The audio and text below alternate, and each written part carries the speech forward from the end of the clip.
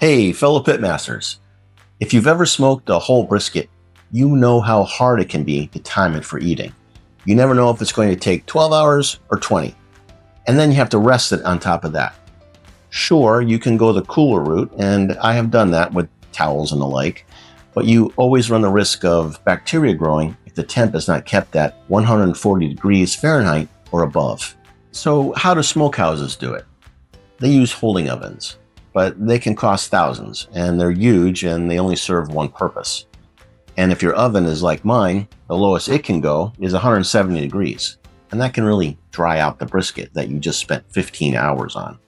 So I tried an experiment using this countertop oven, the Aroma 22-quart countertop roaster. The temp range on it is as low as 150 degrees, which is perfect for holding, and it can go as high as 450 degrees, so I can use it for other things. And it costs $75. So let's get cooking and see how it worked. All right! The brisket I'm using is from Swift via Costco. It's prime and 11 pounds and some change. First, I'll prep the rub. I like to keep my brisket rub simple with just 3 ingredients. First, a half cup of Diamond Crystal kosher salt. Morton's will do also, but if you're going to use table salt, cut the amount in half. Then a half cup of coarse black pepper. I get mine at Costco for around $6, and I think it's like 16 mesh. And then finally, I go with a quarter cup of celery seed, which really helps make a nice, pretty smoke ring and has a good bitey floral taste. Of course, use whatever you like for your rub. Then we get to trimming. Now, I don't claim to be a butcher, and I don't get into the fancy brisket trimming that you would do for a competition, like cutting the corners and all that jazz. I just look for some loose, fatty spots, trying to trim the fat down to a quarter or half inch, and carve out some deckle fat. For a binder, I really like Worcestershire sauce, but to be honest, it doesn't really impart a whole lot of flavor, so go with what you like or nothing at all. Then lay down a generous amount of whatever rub you're using, and this will help to establish a nice bark. While you let the brisket chill out with the rub, it's time to get your smoker going. Now I'm using the Dyna-Glo wide body. If you're interested in her, check out my tutorial as well as my 2 mod updates. Links will be in the description. Typically, I fill the fuel basket up about halfway, or I use half a chimney. That's about 40 to 50 coals. And I add a couple of fire starters below it in the tray. Then, using the bottom rack, I have a full-size warming pan halfway filled with water. This helps to collect the mess and also distribute the heat much more evenly. Once the coals are ashed over, it's time to add my first piece of wood. Of course, I'm going to go with post oak, and I get it from Gourmet Wood Products. I like this product because they make 11-inch splits that fit nicely in Dyna's small firebox, and I can pick them up at Academy, Buc-ee's, or online.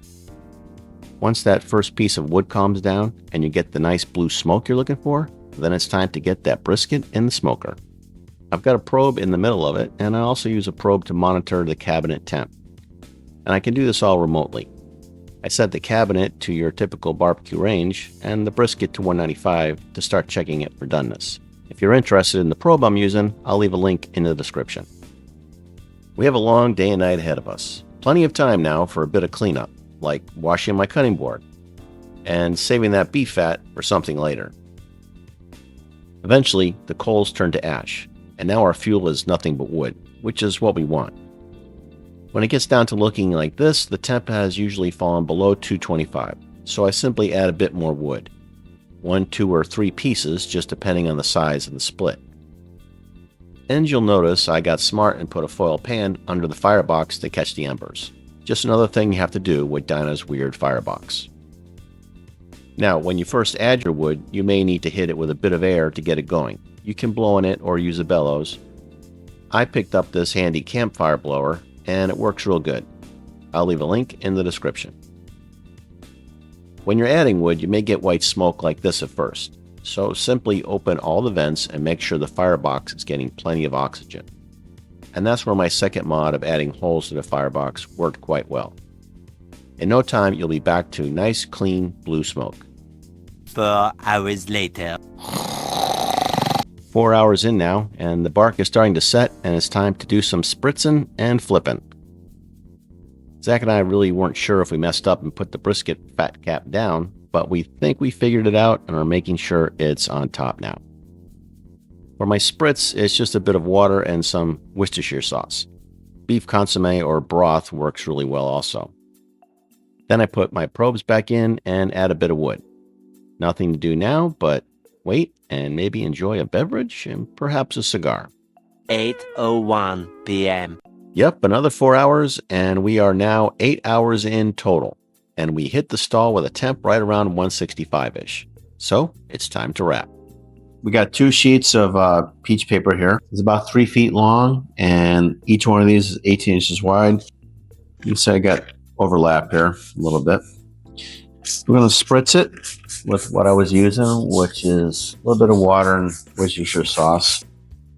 And the reason you spritz it is to make the paper more pliable. Now we're going to take our beautiful brisket here. I'm going to put it right here. This is fat side up, fat cap up. Then we're going to put that paper over. Walter is going nuts right now.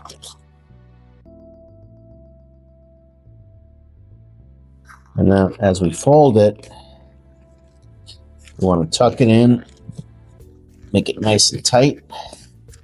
So now we're pad cap down. And then we're going to tuck this in and fold it over.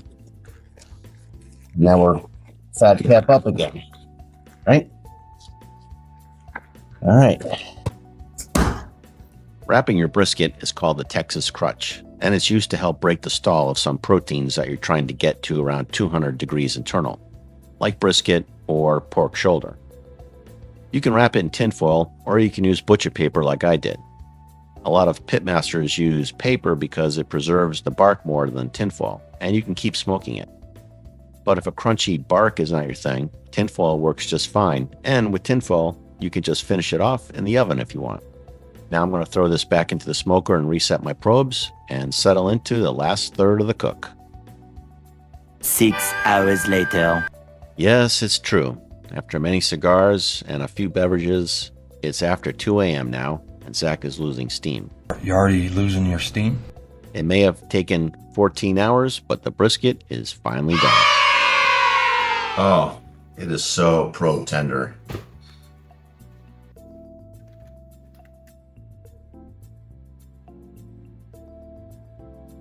Come on.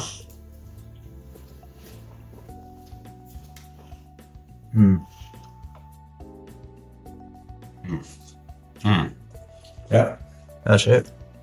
Yeah. The seasoning stayed on there really good. I mean, that was good. Okay, so now the next thing is, right now it's at like 195.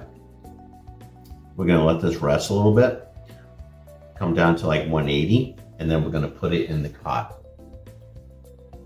So we're almost there. It's important to let the temp come down a bit, like down to 180, before you hold it, whether that's in a cooler or holding oven like this one. Otherwise, the carryover temp will continue cooking the now insulated brisket and overcook it. It took us about 45 minutes. Nothing to do now but plug this puppy in and set it to 150 degrees and then get some much needed rest. The next day. It's actually the following afternoon now, and the brisket has been holding for 12 hours.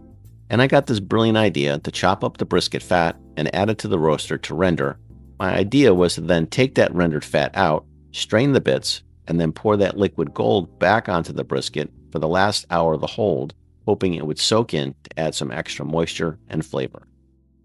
I did all that, then got my sides ready, and before I knew it, we were finally ready to eat. Okay, it's the moment of truth, and this has been resting for, what would you say, Zach, about 15 hours or so? That's right, about 15. Okay, I'm going to slice this right in half, and then we're going to get a close-up view. Okay, that's sliced pretty good. Why don't you grab the camera, bring it around, and we'll squeeze this, and that looks pretty juicy. Got a good smoke ring. All right, let me slice some of those up, and we will do the test.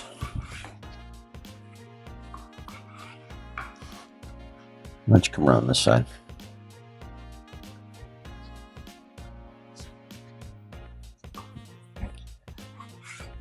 I don't know how Walter found something on the ground, but he did. Okay, so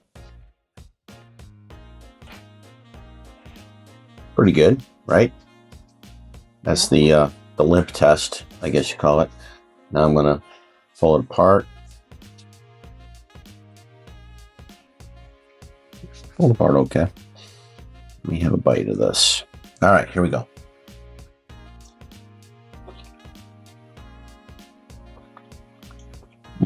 It's good. Not as juicy as I would have liked, but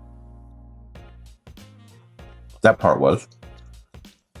We'll try another one. This one looks really good. It's good.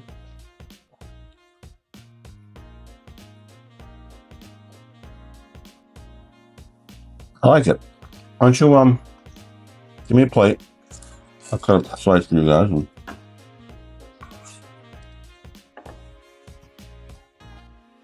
you guys tell me what you think. I like it. A little bit of salt, but That's good. tender. The smoke ring with it. Yeah. Yeah, it is pretty tender. I don't think it's as juicy as I would have liked. That could be because maybe we held it for too long, 15 hours.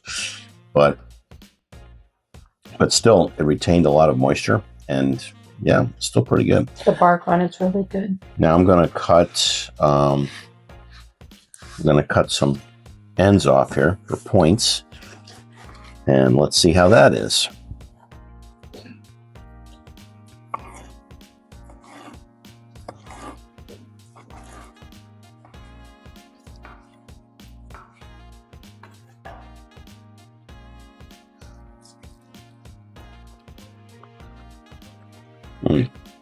That's good.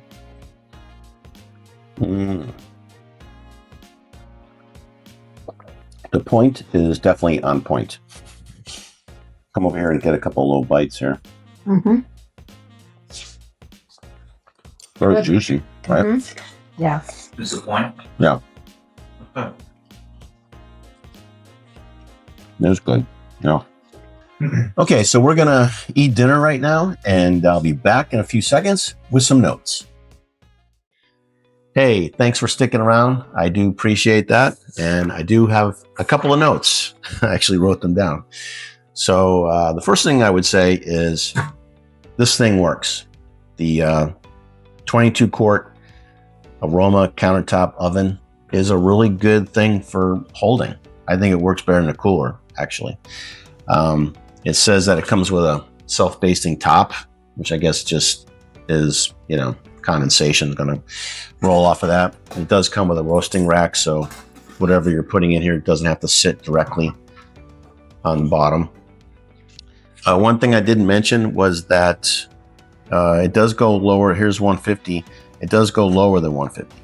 There's a keep warm section down here. How low that is or how low it goes, I don't know. I'm guessing 120.